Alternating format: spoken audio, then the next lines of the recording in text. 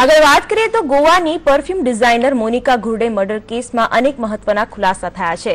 Murder પહેલા Monica પર rape કરવામાં આવ્યો હતો। મેડિકલ રિપોર્ટમાં આ વાતની પુષ્ટિ થઈ છે।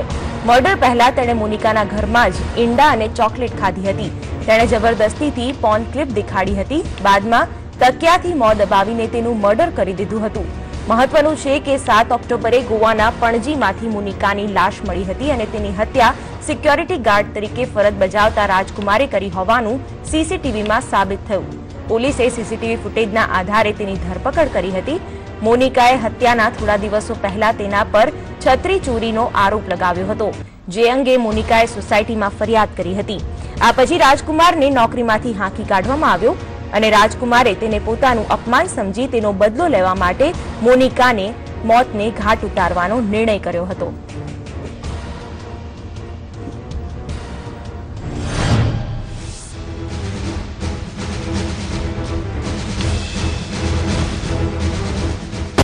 મોનિકા ઘુર્ડે નામની મોડેલ અને ફેશન ડિઝાઇનરની લાશ ગોવાના સ્થિત તેના ઘરના રૂમમાંથી મળી આવતા ચકચાર મચી ગઈ છે।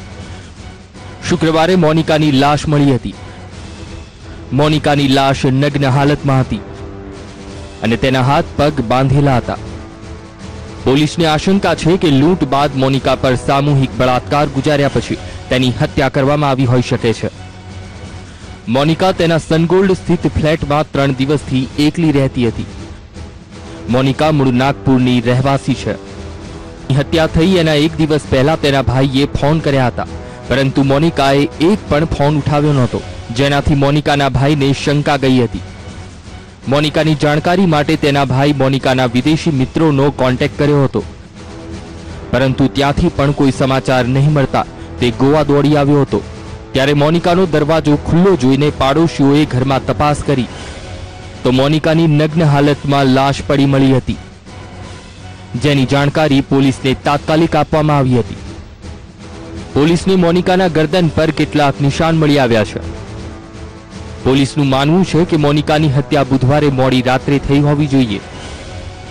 હાલમાં ગોવા પોલીસ પોસ્ટમોર્ટમ રિપોર્ટની રાહ જોઈ રહી છે અને મર્ડર મિસ્ટ્રીની ગુથ્થી સુલઝાવવાના પ્રયાસમાં લાગી ગઈ છે।